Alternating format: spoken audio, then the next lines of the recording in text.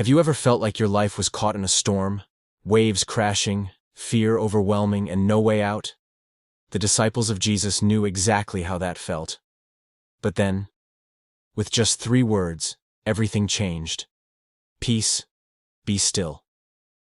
Today, we dive into one of the most dramatic moments in the Gospels, the night Jesus calmed the storm in Mark 4. Why did he do it?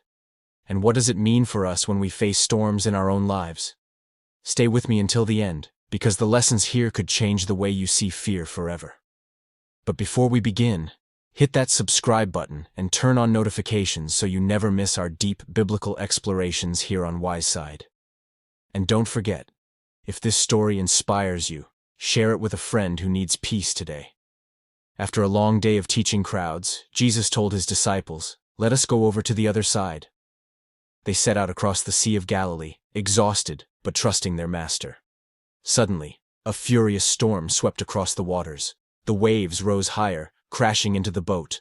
The disciples, experienced fishermen, panicked. They thought they were going to die. Meanwhile, Jesus was asleep, calm, at peace, even as the storm raged. His rest was not indifference but trust in the Father's will. The disciples, however, were gripped by terror. They shook him awake and cried out, "Teacher, don't you care if we drown?" Here we see something profound. Fear magnifies the storm but shrinks our view of God. The disciples had seen Jesus heal the sick, cast out demons, and teach with authority. Yet in the chaos of the storm, they doubted his love. This moment mirrors our own lives. How often, in the storms of sickness, financial struggle, or heartbreak, do we cry, "God, don't you care?" Fear makes us forget what faith should remind us, that Jesus never abandons his people. Then Jesus rose, not with panic, but with absolute authority. He spoke just 3 words, "Peace, be still."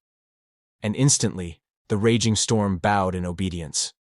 The sea became calm, the wind ceased, and silence covered the waters.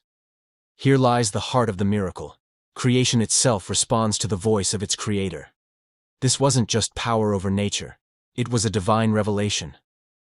The one in their boat was the very God who spoke the universe into existence. The disciples' terror shifted. They no longer feared the storm, but were awestruck by the one who had power over it. They whispered among themselves, "Who is this, that even the wind and sea obey him?"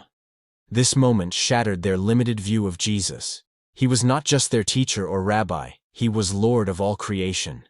Jesus then turned to his disciples and asked, "Why are you so afraid? Do you still have no faith?" This was not a scolding but an invitation to grow.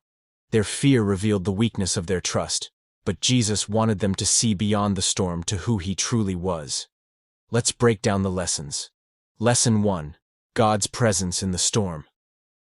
Even while asleep, Jesus' presence in the boat meant the storm could not destroy them.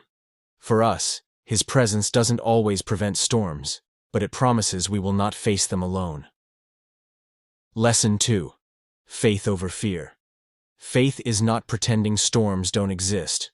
It is knowing the one greater than the storm is with us. Fear says, "I'm perishing." Faith says, "My God is with me, even here." Lesson 3.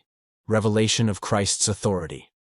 The miracle showed that Jesus is not limited to teaching spiritual truths. He commands nature itself. The storm was a classroom, and the lesson was this: Jesus is the Son of God, worthy of total trust. This storm was not just about surviving a night at sea. It was about transforming fear into faith and showing that trust in Jesus changes everything. Each of us faces storms, storms of sickness, storms of loss, storms of fear. The story of Mark 4 is not just history. It is a promise. The same Jesus who calmed the sea is the one who speaks peace into our chaos today. When fear shouts, faith whispers, "Jesus is with me." When the waves rise, remember, your Savior has already conquered the greatest storm, sin and death itself. So, why did Jesus calm the storm? To show his disciples, and us, that he is Lord over creation, and Lord over fear. Faith in him is greater than any storm we will ever face. If this story gave you strength today, don't keep it to yourself. Subscribe to Wise Side, leave a comment below about the storms you're asking Jesus to calm, and share this video with someone who needs his peace right now. Remember, storms may come, but with Jesus in your boat, fear has no power over faith.